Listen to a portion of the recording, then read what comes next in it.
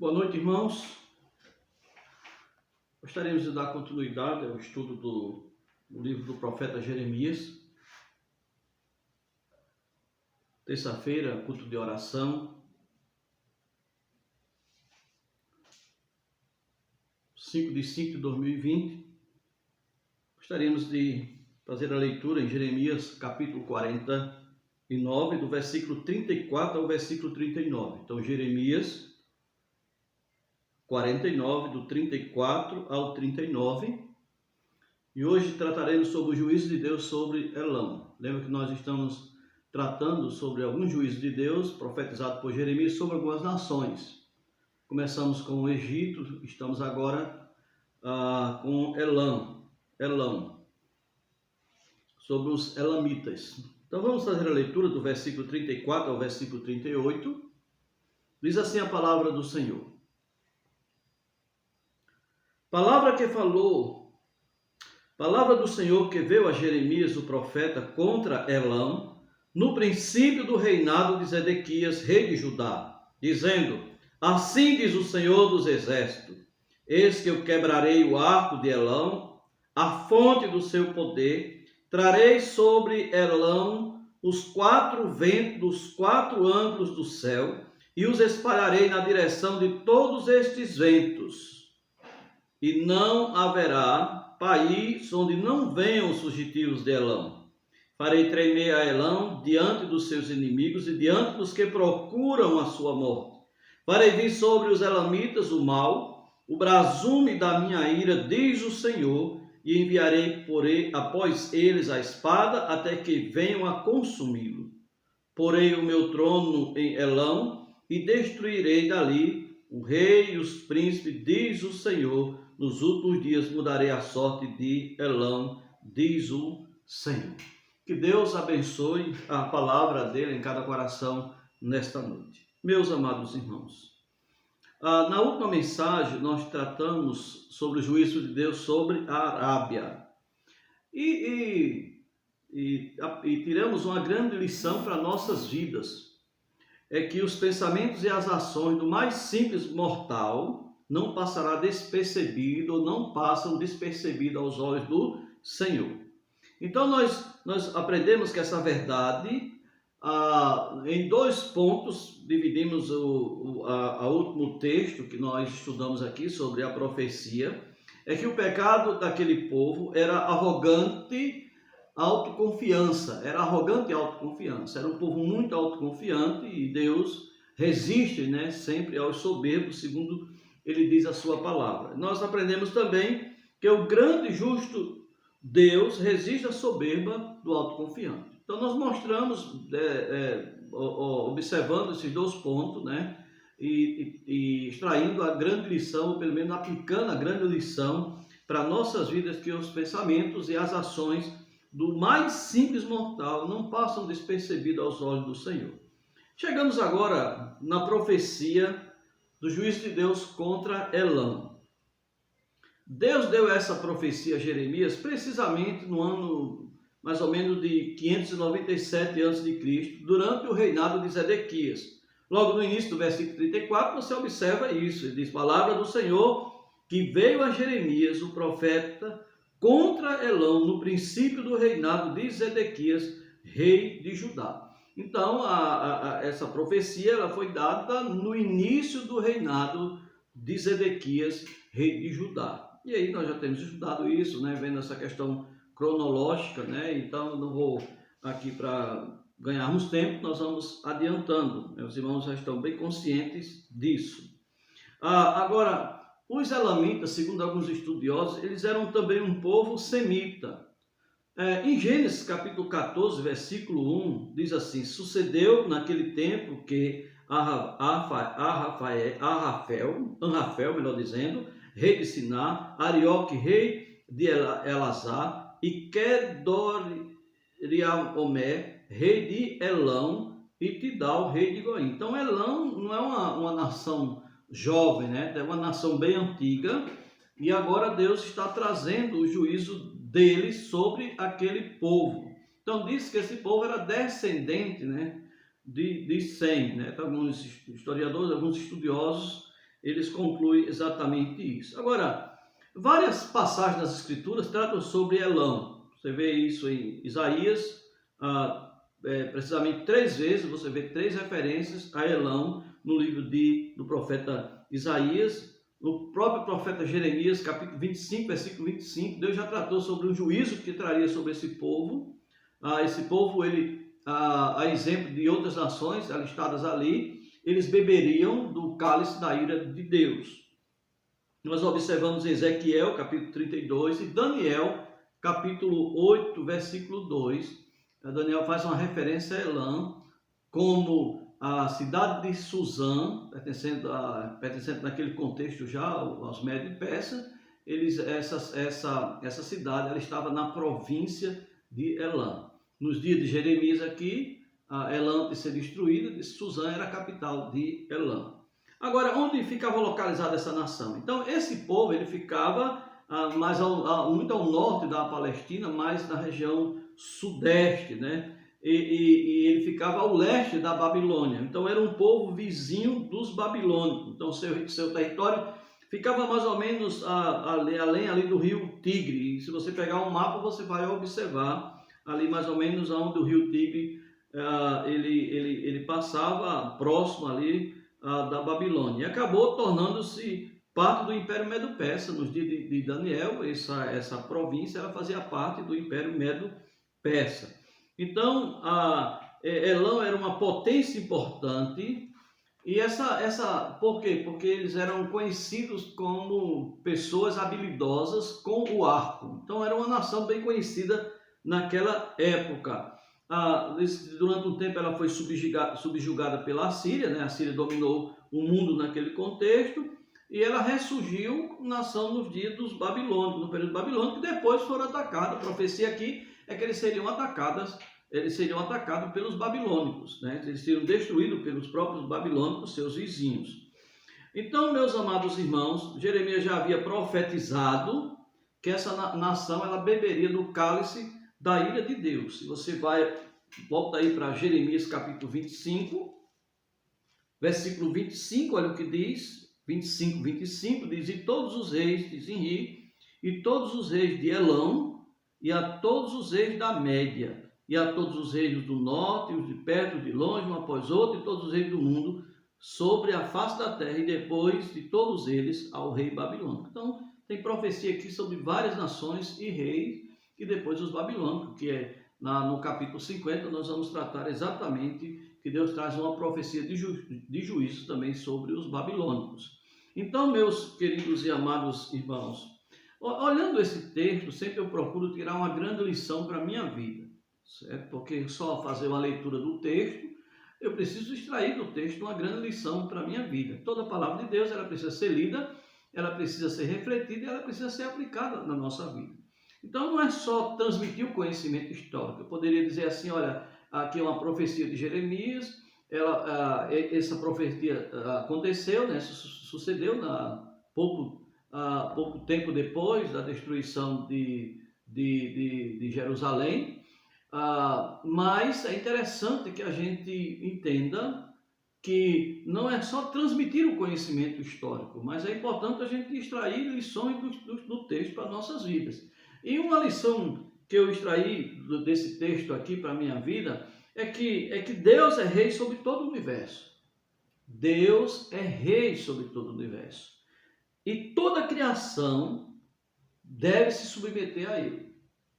Toda a criação deve se submeter a Ele. Caso não aconteça isso, não submeter ao senhorio dele, vai beber do cálice da sua ira. É o que nós temos observado, irmão, durante todos os estudos que nós temos tendo aqui. Então, não é simplesmente conhecer os fatos históricos, né? Dizer, olha, houve uma profecia contra o Egito, houve uma profecia contra Moabe, contra a Arábia, o que nós já estamos tratando, Edom, Amon. Então, houve juízo sobre esse povo, e pronto, aconteceu, isso se concretizou, Deus tem poder para fazer isso. Não, nós precisamos, irmãos, tirar grandes lições para nossas vidas. E sempre nós temos aprendido durante os estudos de que é Deus que vem contra esse povo. É Deus, o Deus justo, é que vem contra essas nações. Deus levantou a Babilônia contra esses povos que nós temos tratado até aqui, de juízo de Deus contra ele. Deus que levantou. Nabucodonosor, até chamado como meu servo. Depois um rei sírio também é chamado como servo de Deus, né? Um rei, melhor dizendo, Medo-Persa, conhecido como um sírio, né? Também Deus chama ele de meu servo. Então, essa nação, a nação da Babilônia, ela foi grandemente usada por Deus naquele contexto para trazer o juízo de Deus sobre aqueles povos. E nós temos aprendido que Deus não faz isso por fazer. Deus faz isso porque o povo, eles fizeram por onde receber esse juízo de Deus. Eles pecaram, eles não se submeteram a Deus e por isso o juízo de Deus veio sobre cada um deles. Agora, cada uma dessas nações. Agora, Deus é rei de todo o universo e toda a criação deve se submeter a esse rei. Caso não aconteça, o cálice da ira de Deus eles beberão. Então nós podemos observar até essa lição, né? Ela é bem geral durante todos esses estudos nós podemos observar, mas eu gostaria de me deter aqui. E quando chegar o dia de beber esse cálice, e aí eu quero adentrar aqui no texto. Primeiro, as habilidades humanas não podem ser resistência no dia do juízo de Deus. As habilidades humanas não podem fazer resistência no dia do juízo de Deus. Nós observamos no versículo 35, assim diz o Senhor dos Exércitos, eis que eu quebrarei o arco de Elão, a fonte do seu poder. Então Deus está dizendo, eu quebrarei. Deus usou uma nação, os babilônicos, mas Deus diz assim, eles só foram contra Elão porque eu fui contra. Então foi Deus que agiu, foi Deus que levantou os adversários. Lembra que nós estudamos aquelas cidades, né, na Arábia ali, aqueles povos, né, que moravam naquela região da Arábia, uma região deserta. Mas mesmo assim, mesmo no deserto, Deus colocou no coração do rei babilônico para atacar aqueles povos, trazendo consequências dos seus pecados sobre a vida deles. Então, meus queridos e amados irmãos, as habilidades humanas não podem, de maneira nenhuma, se colocar como resistência no dia do juízo de Deus. Nós observamos que esse povo aqui, os soldados elamitas, eles eram bem conhecidos por sua arte de manusear o arco e a flecha. E isso era a fonte do seu poder. É tanto que Deus diz ainda no versículo 35, Deus diz, eu quebrarei o arco de Elão, a fonte do seu poder. Então, era uma nação temida por esses guerreiros arqueiros, por essa habilidade à parte que aqueles guerreiros eles tinham de manejarem bem o arco. Então eles se tornavam, naquela época que não existia arma de fogo, então quem usasse bem um arco eram pessoas que eram alvos de temor, de horror de outros povos. Onde se usava lança, então tinha que ter uma luta praticamente corporal, com espada. Então, aqueles que atiravam, que tinham habilidades com o arco, então eles levavam vantagem numa guerra. Então, isso fazia com que aquele povo fosse um povo muito temido. Por essas habilidades, ele era temido por seus adversários. É tanto que tem um versículo em Isaías que diz o seguinte, Ezequiel 32, 24, que diz assim, ali está Elão com todo o seu povo, em redor do seu sepulcro. Todos eles foram traspassados e caíram à espada. Eles, os incircuncisos, desceram às profundezas da terra, causaram terror na terra dos viventes. Então, eles eram um povo que eles causavam terror pelas habilidades que eles tinham. E diz ainda o texto de Ezequiel, diz, levaram a sua vergonha com os que desceram a cova. Então, Ezequiel também traz uma mensagem de juízo contra Elão e diz aqui a razão, né, que era um povo que ele era um povo temente, é um povo que as nações tinham temor deles, tinham medo deles, pela capacidade que eles tinham. Então Deus está dizendo assim, olha, eu vou quebrar o arco de vocês. Deus tocaria naquilo que eles mais se vangloriavam. Então nada disso adiantaria no dia do juízo. Por isso, meus amados irmãos, entendendo essa grande lição de que Deus é rei sobre o universo e que as nações precisam ser submissas a esse Deus, caso contrário, beberão do cálice da sua ira. E nós observamos que quando isso acontece, as habilidades humanas não vão servir de nada. Não adianta se são muito sábios, muito inteligentes, não adianta, ou se consideram assim. Quando o juízo de Deus, quando a mão de Deus vem contra os maus, quem vai poder, meus amados, quem vai poder resistir? Então esse é o primeiro ponto. O segundo ponto aqui é que as defesas terrenas, então quando Deus vai vir contra, derrama sua ira sobre essas nações, por não se submeter ao senhorio dele, por não reconhecer que ele reina sobre todos e sobre tudo, as defesas terrenas não poderiam proteger seu povo no dia do juízo de Deus. Versículo 36 diz assim Deus: trarei sobre Elão os 4 ventos dos 4 ângulos do céu, e os espalharei na direção de todos estes ventos, e não haverá país aonde não venham os fugitivos de Elão. Farei tremer a Elão diante dos seus inimigos e diante dos que procuram a sua morte. Farei vir sobre os elamitas o mal, o brasume da minha ira, diz o Senhor, e enviarei após eles a espada até que venha a consumi-los. Meus queridos e amados irmãos, é interessante que eles eram bem localizados, eles estavam bem localizados. Eles habitavam eles eram aliados de uma grande nação conhecida como a Babilônia. Então eles se consideravam em um lugar bem privilegiado. Mas depois Deus usaria exatamente seus vizinhos, que naquele tempo estavam como um rolo compressor, destruindo e invadindo as nações, trazendo juízo sobre os povos. E Deus disse, olha, é eu que levantei esse povo contra essas nações.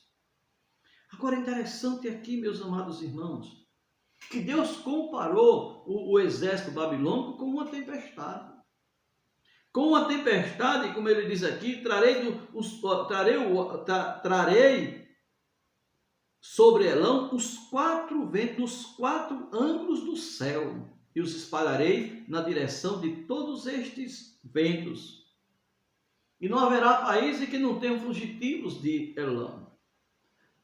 O que Deus mostra aqui é que essa tempestade viria de todas as direções, como também dispersaria também o povo em todas as direções.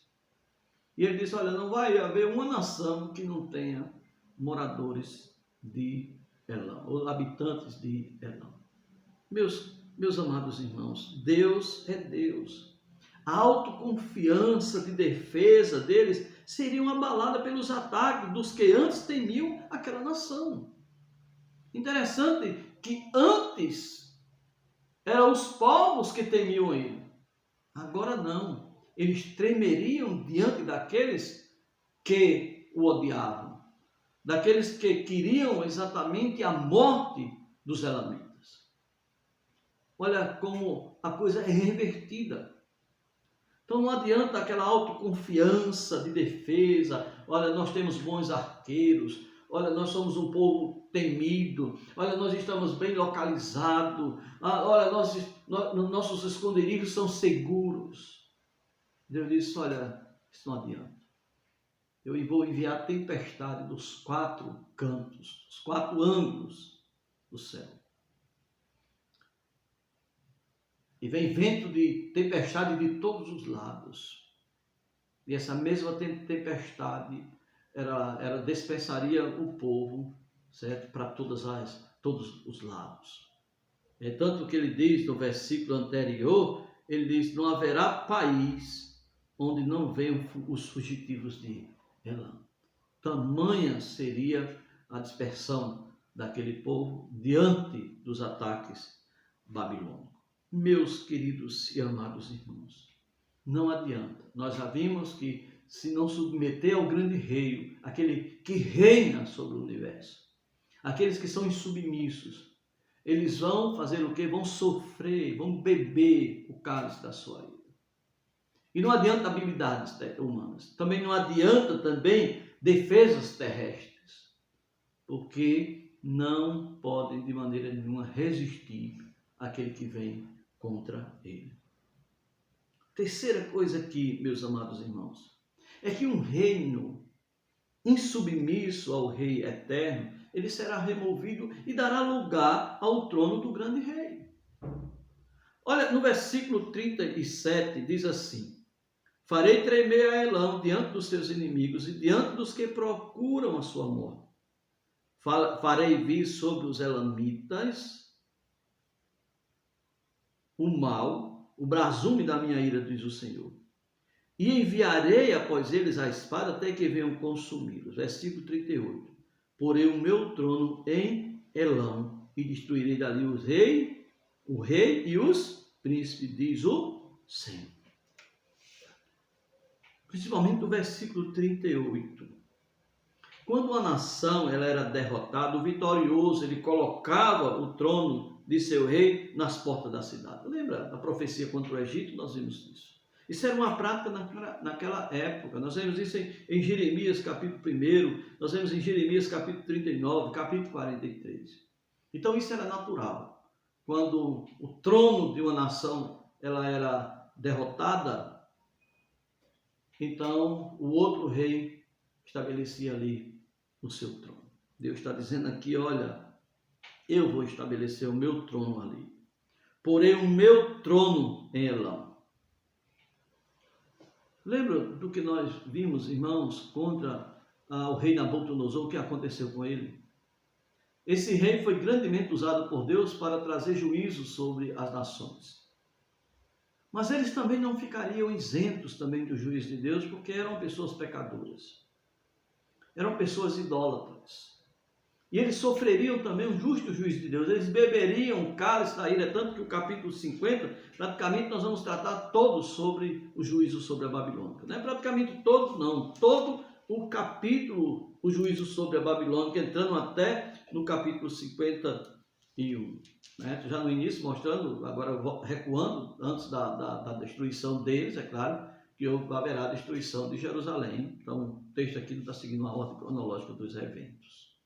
Mas é interessante, irmãos, nós entendermos isso. Foi Deus que prometeu fazer que Elão fosse destruído e derrotado.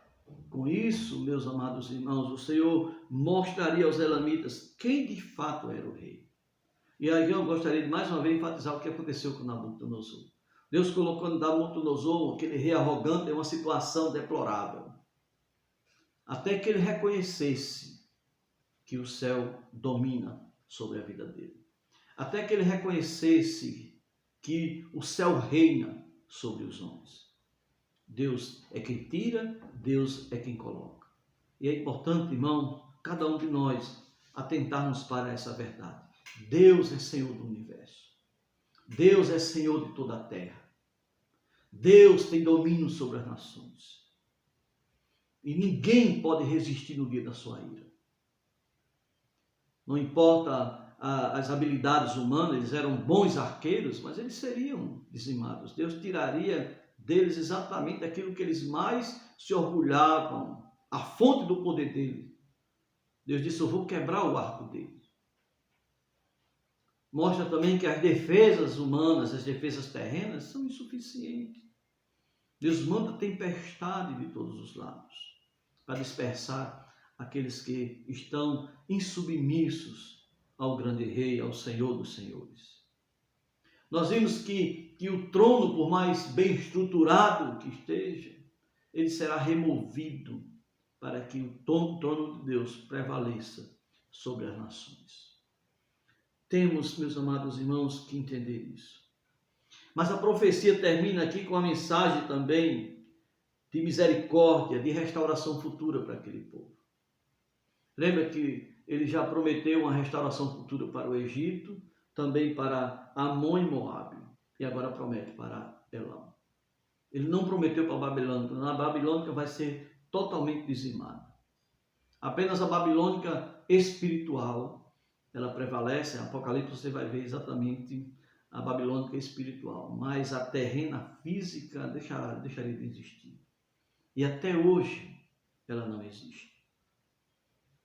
Um lugar maravilhoso, né? Diz que tinha naquele lugar, na Babilônica, uma das 7 maravilhas do mundo, os jardins suspensos. Diz que até o Saddam Hussein, ele pensou em restaurar. E aí a gente sabe o desfecho final da vida dele. E até hoje é lugar que não pode ser habitado. Mas Elão não, Elão há uma promessa de restauração futura. Não se sabe porque Deus decidiu restaurar o Egito, Amon, Moabe, Elão, nos últimos dias. Não se sabe. Mas sabemos que Deus prometeu que esse povo, eles compartilhariam do reino vindouro pela graça do Senhor Jesus. É uma promessa, olha, versículo 39. Nos últimos dias mudarei a sorte de Elão, diz o Senhor. Lembrando também que esses elamitas, os elamitas, eles estavam presentes também no dia de Pentecostes, eles estavam lá, Atos capítulo 2, versículo 9. Eles estavam lá, ouvindo a mensagem do Evangelho, né, por meio ouvir o sermão de Pedro. Eles estavam lá. Agora, não como nação, mas o povo, eles são preservados exatamente para essa restauração. Lembra que também, hoje, onde moram os elamitas? Nós não sabemos, mas sabemos que Deus tem preservado, assim como tem preservado a nação de Judá, a nação de Israel, para habitar nesse reino vindouro prometido a Davi. Então, meus queridos, amados irmãos, Deus sempre está nos alertando repetidas vezes, irmãos, através desses estudos aqui que temos visto, que Ele é justo. E que Ele traz juízo, Ele traz consequências sempre sobre o pecado. Não é que Deus tem prazer nisso, é o próprio homem que peca e por isso, Deus sendo justo, o homem vai sofrer as consequências do seu pecado. Não há solução nenhuma humana para não receber a justa ira de Deus sobre os pecados. Só há uma maneira. Só há uma saída, e a única saída é que o pecador se arrependa dos seus pecados e receba o perdão na pessoa de Jesus Cristo. Somente Ele, e ninguém além dele, pode proporcionar isso para os homens. E é interessante que a Bíblia diz, né, em João, ele diz que aquele que crê tem a vida eterna, mas aquele que não crê, a ira de Deus está permanecendo sobre ele. O homem sem Cristo, ele almoça condenado, ele dorme condenado, a ira está sobre ele, prestes a cair sobre a vida dele. Ele está sob a ira, certo? Sobre a ira de Deus. Ele acorda condenado, ele dorme condenado, ele viaja condenado. E só há uma maneira dessa ira não cair sobre a vida dele, dessa ira ser removida sobre a vida dele. Ele se arrependendo dos seus pecados e crendo no Senhor Jesus. É isso que Jesus diz em João, verdade? Ele diz que aquele que crê tem a vida eterna, mas o que se mantém rebelde contra o Filho não verá a vida, mas sobre ele está permanecendo a ira de Deus. Então não adianta as habilidades humanas, não adianta a autoconfiança nas defesas terrestres, não adianta se vangloriar nos tronos estabelecidos pelos homens, porque tudo isso não pode de maneira nenhuma fazer frente, não pode de maneira nenhuma resistir, certo? Ou causar resistência, ou servir de resistência quando o juízo de Deus vem sobre eles. Então, meus amados irmãos, vamos aprender grandes lições através desse texto. Vamos entender que Deus reina sobre o universo, que Deus reina sobre o nosso planeta, que Deus reina sobre os homens. Vamos entender sempre que o pecado é gravíssimo aos olhos de Deus. Precisamos, se tem uma coisa que devemos temer, Eu não estou dizendo que a gente não deve temer assaltos, eu não estou dizendo que não devemos temer o Covid-19, eu não estou falando sobre isso. A gente toma as medidas, a gente toma os devidos cuidados. Mas eu quero dizer que todo cuidado é insuficiente e que não tem um lugar mais seguro do que dentro da vontade de Deus, submetendo ao senhorio desse Jesus sobre nossas vidas. Pecando, se pecamos, porque vamos pecar ainda, mas ao pecar reconhecer imediatamente. E o pecado não deve ser uma coisa premeditada. O pecado não deve ser mais prático em nossas vidas.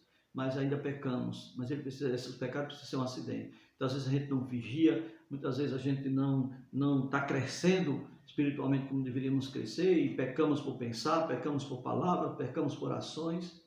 Mas diz que a palavra de Deus diz que uma vez que pecamos, nós devemos exatamente confessar os nossos pecados, porque Ele é fiel e justo para nos perdoar os pecados e nos purificar de toda injustiça. Que Deus seja louvado sempre em nossas vidas e por nossas vidas. Que Deus nos abençoe. Vamos orar. Maravilhoso Pai, querido Deus, queremos nesta noite te agradecer por Tua palavra e pedir que o Senhor nos ajude, Senhor Deus, a entendê-la. Que as grandes lições que temos visto, Senhor Deus, que temos tirado para nossas vidas, seja também aplicada verdadeiramente em nossas vidas. E que possamos depender completamente do Senhor para que essas verdades sejam aplicadas em nós. Ajuda-nos, Pai. Faz Tua vontade em nossas vidas. Queremos, Pai, nessa noite pedir ao Senhor por nossa irmã Janaína e toda a sua família, por essa dor que ela está sentindo juntamente com os seus familiares, que também atinge também a nós, Senhor Deus, porque somos também da família da fé e nos sensibilizamos, Senhor Deus, com a dor da nossa irmã. Pedimos que a consolação do Senhor, Senhor Deus, seja sobre a vida dela e de toda a sua família. Pedimos a Tua ajuda e Tua direção, Senhor Deus, para nossas vidas. No nome precioso de Jesus oramos, agradecido por tudo, Pai. Amém, Senhor.